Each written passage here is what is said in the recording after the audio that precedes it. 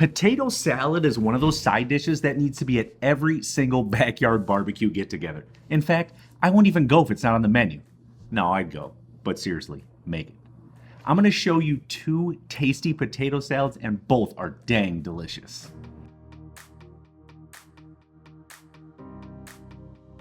I already know there are 11 billion ways to make a potato salad. There's going to be some folks that agree with what I make, and they're going to say that's exactly how I did it, exactly how my grandma did it. Then there's going to be some folks that are like, nah, that's not what we do, and that's not right.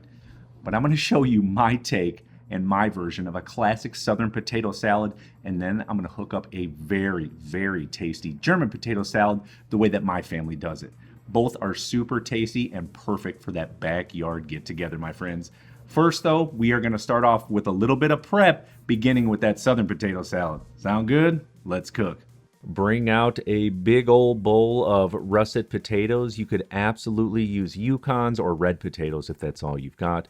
But what we do want to do is peel them completely. Now, if you love the peelings in potato salad, you could leave them on there, but it's definitely not classic in a Southern style potato salad. So once they are peeled, what we want to do next is slice them into very thin bite-sized pieces. One, this will help them cook quicker, and I just like them small, and it's easy to mash, which we'll get to later. So after you slice it in half again, and then go ahead and slice across like this. They're about 1/4 of an inch to 1/2 inch thick, but perfect, nice little bite-sized pieces. What we're going to do next is transfer them to a bowl, then go ahead and grab that big bowl. We're going back to a cooktop to a large pot of boiling water. Next, we are going to add in some salt. I also have seen some sugar added in a potato salad recipe from the South, but I'm not going to do that. Make sure it's at a rolling boil before you add the potatoes in there, and the salt will help things move around and season it up nicely. They always say the water should be as salty as the ocean. Go ahead and move a few things around, and a good way to tell if it's finished is if you press it with a fork and it immediately breaks in half. It's not overcooked, it's absolutely perfect.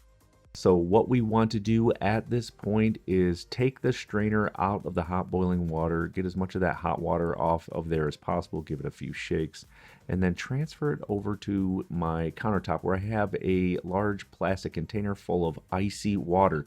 This is going to help cool down our potatoes so they do not overcook. Nothing worse than waterlogged, overcooked potato salad. Disgusting. So this is going to help prevent at least the overcooking portion. It will immediately chill them. This is also known as an ice bath. Move some things around, and you're pretty much done when the ice is melted. Give it a try. It's nice and cold. Perfect. But we also don't want to sit them in there because they will become waterlogged, which can make them even more mushy. So go ahead and strain them in your sink. Give it a few shakes just to get all the water off there. You can keep it in the strainer or pop it in the refrigerator, totally up to you. But this is a great time to start on some different prep. So what we're going to do next is small dice a red onion. You could use a yellow, you could use a white, you could even use a sweet onion, but make sure they're small dice. We don't want some crazy bite in there. We also don't need a ton of vegetables either. Remember, this is potato salad. Potato is first. Next, we are going to medium dice up some celery. If you like big chunky celery in there, totally fine. Again, I like it to be small just to complement and add flavors to the potatoes. And next, we have some bread and butter pickles. I, of course, have an awesome recipe for homemade bread and butter pickles. What we're going to do is sort of stack them up and then thinly slice them, give them a small 90-degree turn, and then slice again. You can add kosher dill pickles to this. I've seen that in a classic recipe, or if you want, you can just do sweet relish or dill pickle relish. I like the fresh aspect, and I've got some homemade pickles, so that much better. Add them to the bowl with the celery and onions, and next I've got some hard-boiled eggs. I've showed you how to do this in another video. You can get them perfect every single time. For here, though, I do like to splurge. I do like to add a few extra eggs to there. I just think it adds more fat, more flavor, and much more deliciousness. You can finely mince this up, or if you have one of those fancy egg slicers, I just happen to have one of those. What you do is you stand it up vertical, slice it, then turn it horizontal and slice it. And then what you have to do, which gets kind of goofy and hard, is turn it 90 degrees just so you have that perfect cut that makes it like a nice small dice. Honestly, perfect every single time, just like this. Excellent. Doesn't have to be perfect. Also transfer them to the bowl with the pickles and celery and onion. And now what I'm going to do is take about a half of the potatoes that I cooked, maybe a third or so, and then using a hand masher, I like to mash it up. Now, I'm not looking to get perfect mashed potatoes and make them smooth like running through a food mill, but I do like to mash them up. Just adds more body to the potato salad. Next, add in the remaining cooked potatoes, and now it's time to add in the rest of all of our delicious ingredients. Be sure to use a rubber spatula to get all of that goodness out of the other bowl and into the bowl with the potatoes. Now for the dressing, I've got some mayonnaise. Definitely check out my homemade mayonnaise recipe. It'll just take this to a whole new level. Next, some yellow mustard. You could also add a little Dijon in there if you'd like. Not classic, just for a little more flavor. Now a bit of sugar for some sweetness, but not too much. Then some smoked paprika for some delicious flavors. We are going to season this well with salt and, of course, some fresh cracked black pepper. Once that is in there, grab a rubber spatula or a spoon and begin to fold the ingredients together until they are completely combined. It's okay if some of those whole sliced potatoes that we didn't mash break down a little bit when folding. Just going to make it that much more tasty, my friends. This looks absolutely fantastic. So what I'm going to do now is get ready to plate this up in slow-mo. So in a bowl, looks fantastic. We're just going to garnish up with a little bit more paprika and some fresh chopped chives. You could substitute out some sliced green onions, or if you wanted some parsley, even though that's not classic, but this looks amazing. Now, obviously, there are going to be some variations to that salad. Some like it completely mashed. Some don't like it mashed at all. Some like more mustard, less mustard, dill pickle relish instead of sweet pickle relish. There are some things that can change. And some folks don't even like celery in it. But for me, got to have celery. Now, we are going to do that German potato salad. This one may be my favorite. Can't wait to try them out at the end. But here we go first. I'm not even going to attempt to translate this potato salad into German. I can't even get close to it, and I don't want to butcher it. So I've got some Yukon potatoes. You could use reds or russets as well, but Yukons would be more classic, a nice yellow gold potato.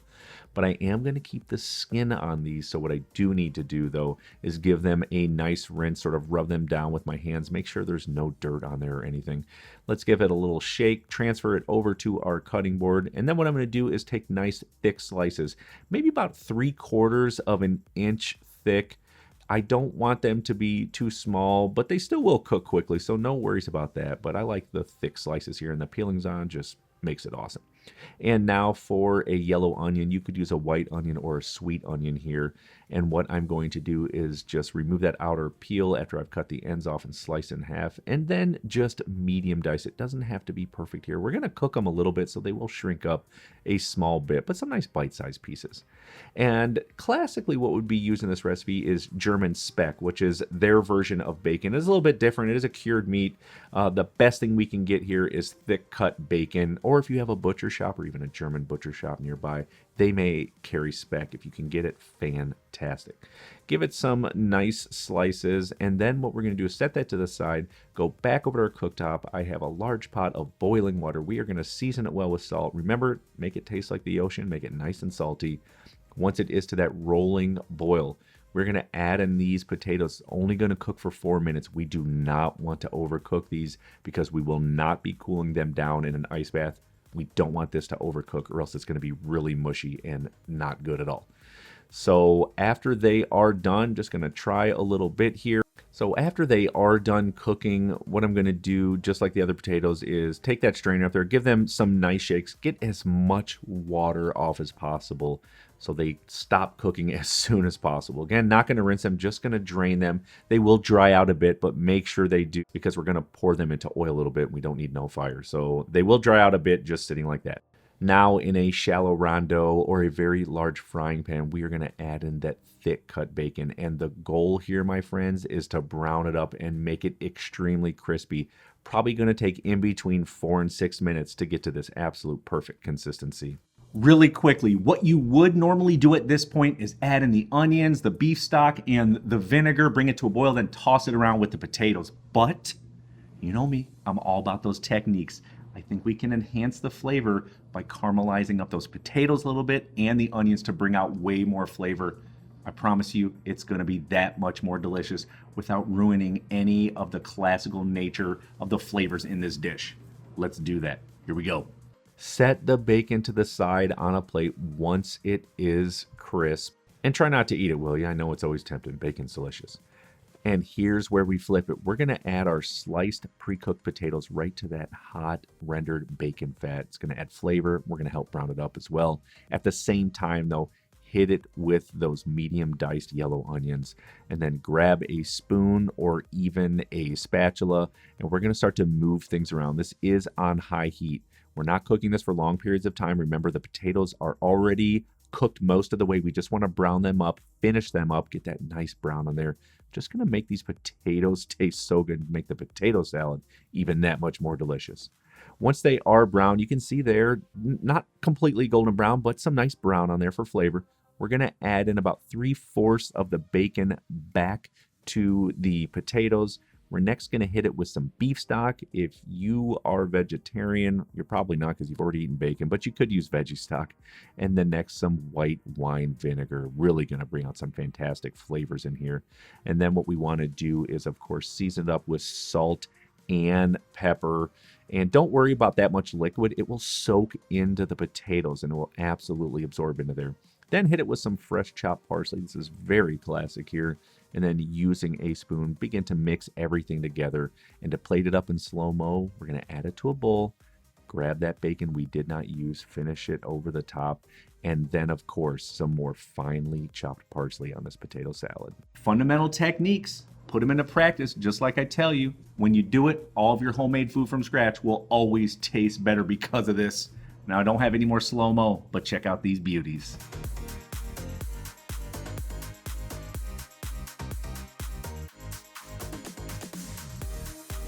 Now, if you happen to make either of these, and of course you give me an invite to your barbecue, I will be there. These are incredible. It's about to take your barbecue to a whole other level.